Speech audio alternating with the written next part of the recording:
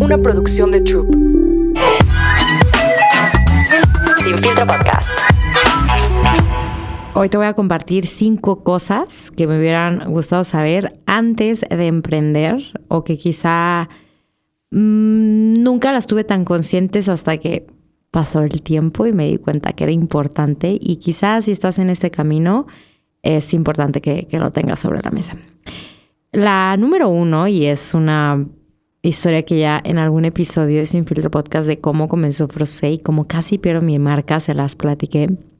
Es fundamental que hagas esta inversión en registrar tu marca. Es vital. Es vital que de inicio, si ya tienes el nombre, lo que quieras, y ya estás poniendo como esta imagen ya más tangible de qué es lo que va a ser tu marca, realmente te tomes el tiempo de registrar tu marca. Esto lo puedes hacer mediante el INPI o mediante un asesor o mediante un abogado, que realmente es una tarea muy sencilla y lo puedes hacer tú, porque si lo haces con alguien más, pues claro que te van a cobrar una comisión. Pero si no es así, si no mal recuerdo,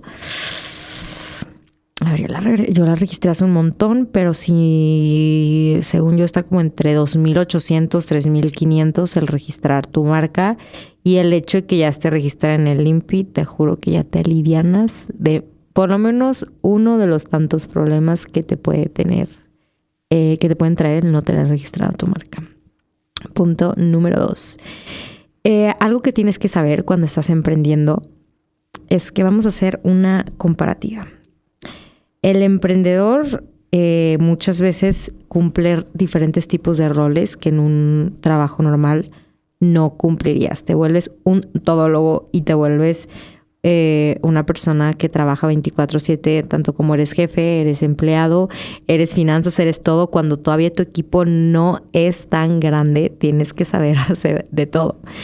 Y esto me costó mucho tiempo después de entender que el emprendimiento justamente por eso no es para todos. Yo creo que un emprendedor sí tiene que tener la capacidad de poderse desarrollar en diferentes áreas específicas de su negocio, de su empresa, de su emprendimiento, de cómo lo quieras ver. Entonces, por eso sí creo que muchas veces los emprendedores terminamos siendo todólogos, porque tenemos que aprender desde cuestiones de finanzas, de pagos, de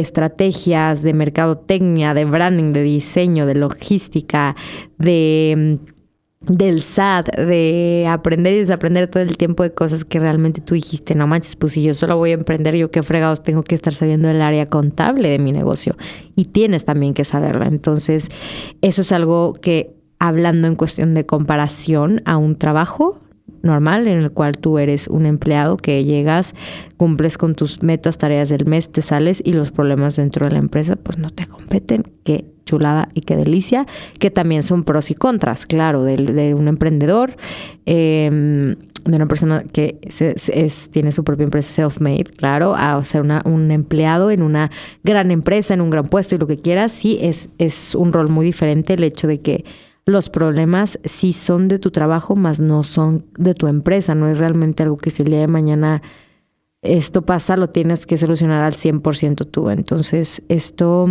es también algo que en un momento me costó mucho separar, y que a veces sí digo, ay, yo tengo ganas de trabajar de godín en algún momento de mi vida, solo por quitarme la espinita, como que siento que yo nunca viví esta parte de llegar a... Ya sé que todo el mundo me dice, güey, si ahórratela. Si la quieres tener, ahórratela, de que sáltatela.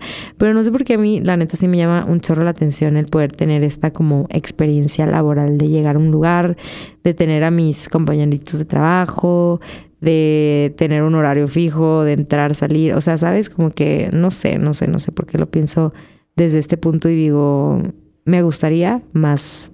No sé si realmente sí sería rentable o la mejor opción para mí, más que, claro, yo sabiendo que esto implica pros y contras, como todo. O sea, por eso yo les digo que siempre el emprendimiento no es para todo tipo de personalidad. Se necesita también un tipo de temperamento fuerte para tú también aprender a poner tus propios límites y al no volverte un esclavo de tu negocio y de tu emprendimiento 24/7. Entonces, eso es algo que me hubiera gustado saber antes, que con el tiempo ya lo he ido poco a poco creo que sabiendo manejar un poco mejor. Otro punto importante es que yo veo fundamental y vital que durante los primeros meses de tu emprendimiento estés 100% metido en la operación. 100%, me refiero a 100%, comadre, compadre, 100%.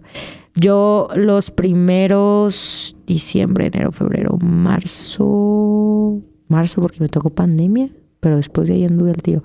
Yo por lo menos los primeros 4 meses de que abrí estuve todos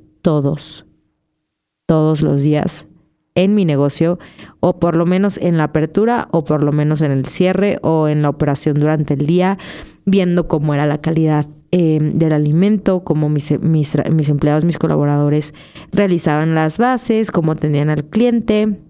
Obviamente con el paso del tiempo de los años fui teniendo más sucursales, más responsabilidades que ya no me daba la vida para hacer esto, pero yo te puedo decir que yo sí veo una diferencia abismal de cuando yo estoy metida en mi propio negocio o incluso en negocios externos. Yo cuando conozco a los dueños te das cuenta cuando sí están metidos, cuando sí tienen el control de sus empleados, de su calidad, y cuando no. Entonces yo 100% te recomiendo que los primeros meses de tu negocio te encargues a pulir, a revisar, a contear, a ver cómo está haciendo el servicio, cómo son sus estándares, cómo es su producción, cómo es su cierre, cómo todo. Y ojo, a mí me ha llegado a pasar que obviamente hay días que digo, güey, no puede ser que llevo 1 mes, 2 meses sin ir a mi sucursal de Juriquilla. Y yo me doy cuenta cuando voy y cuando llevo una semana yendo 3 días a la semana, cómo vendo más, cómo la calidad es diferente, cómo el trato, de que mi propio empleado vea que su jefa está pendiente de su negocio, cambia la responsabilidad. Entonces, creo que de verdad esto es súper fundamental y es un muy, muy, muy buen advice, de verdad, que háganlo. O sea, no es simplemente el hecho de abrir por abrir, de emprender por emprender.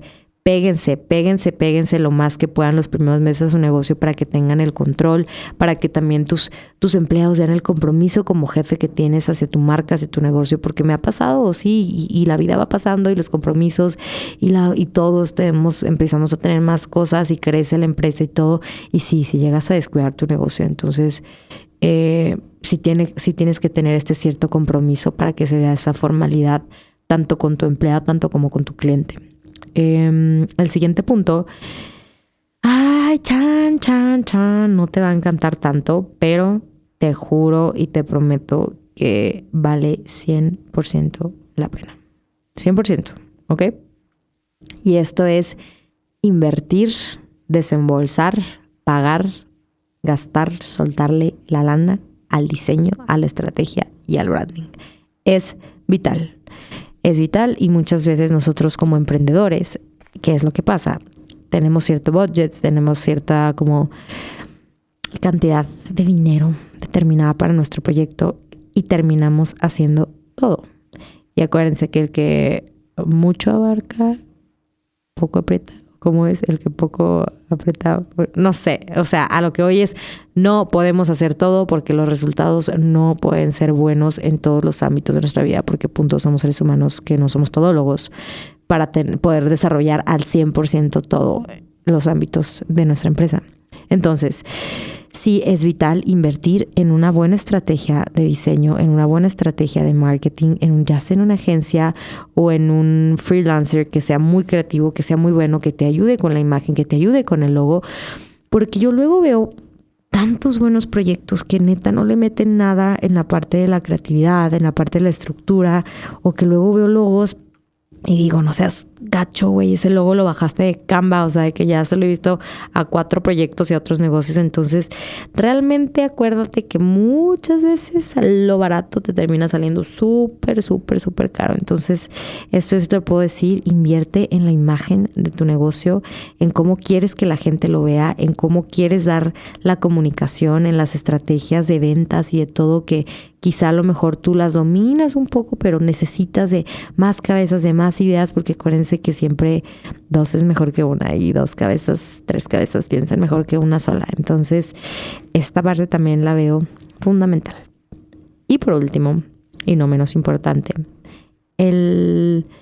La cosa número 5 que me hubiera gustado saber es que tu socia o tu socio se va a convertir en la relación más importante de tu vida. O sea, te casas. Yo estoy casada con mi socia. Yo tengo una sociedad firmada y soy una gacha, pero he durado más que su matrimonio. Ya todo el mundo le echa carrilla. Ya no es nada nuevo, ya no es tema sensible, entonces puedo echar carrilla con esto. Entonces le digo a mi socia que, güey, es más difícil que te divorcies de mí que de cualquier otro esposo que tengas en tu vida, porque ya tenemos mucho background, compartimos mucho, hay mucho acá. Entonces siempre nos da mucha risa porque sí, es real. O sea, cuando haces las cosas bien y constituyes tu empresa, etc., con tu socio, sus porcentajes, todo, se termina convirtiendo en una relación. O sea, estás casada con tu socio. Entonces tienes que saber que es como prácticamente cuando ya estás casado y duermes con esa persona, y hay días, digo, yo no duermo, yo no vivo con mi socia, somos vecinas casi, pero como esas veces que estás peleada o peleado con tu esposo y tienes que irte a dormir a la cama con el pelado o con la pelada y están enojados, y pues ni modo, güey, ya están casados y ya y toca así. Es lo mismo en las relaciones. O sea, acá ha sido un constante trabajo de aprender y desaprender que, güey, los problemas que tengamos nosotras de manera amistad van por fuera del tema laboral. Porque si los mezclas, no, se hace una bomba de chicle que ya luego no sabes ni qué se pegó con qué, no sabes separar las cosas. Entonces, la neta, yo creo que esta es de las relaciones más sanas y más bonitas que he tenido, que va a ser aprender a que con mis socias es como una relación como un novio. O sea, no nos podemos ir a la cama, no nos podemos ir cada quien a su casa molestas porque al siguiente día, güey, sí, ni modo, tenemos que chambear, tenemos que hablar de números, y cuando los números no están bien y cuando a lo mejor una sucursal no va tan bien, tenemos que tener estas conversaciones incómodas sobre dinero, sobre qué se va a hacer, sobre qué va a pasar. Literal, quiero que entiendas que cuando tienes un socio se vuelve una relación. Y el tener estas conversaciones, tanto como con tu pareja, tanto como con la persona que tienes tu negocio, incómodas, sobre dinero, sobre qué tanto estamos invirtiendo, lo estamos haciendo bien, cómo podemos mejorar, cómo van nuestras finanzas, podemos invertir, podemos mejorar esto, podemos etc.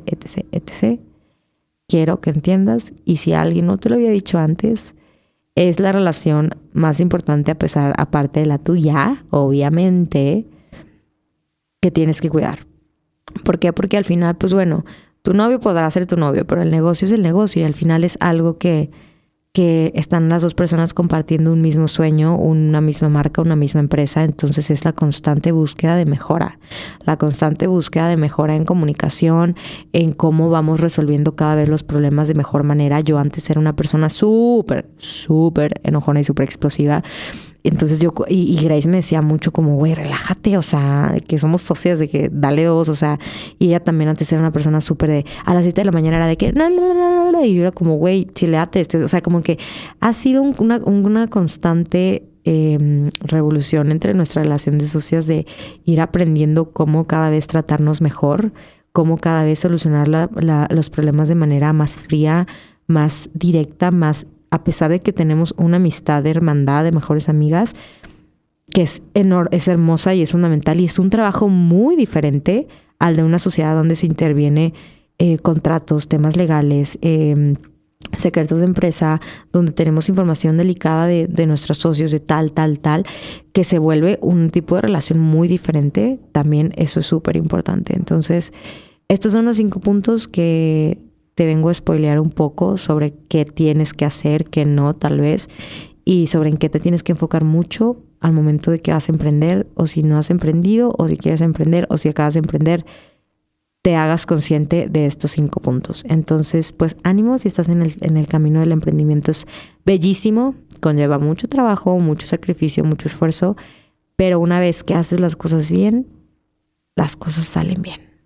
Entonces, te mando un abrazo y suerte en todos tus emprendimientos. Si tienes algún emprendimiento por ahí que me quieras compartir, mándamelo para ver qué andan haciendo por acá mis seguidoras y mis seguidores en el mundo, pues bueno, del laboral, en el mundo de emprendimiento. Te mando un fuerte abrazo y nos vemos en el siguiente episodio de Lunes con Sin Filtro Podcast. Un besito, bye bye. Sin Filtro Podcast. Una producción de Troop.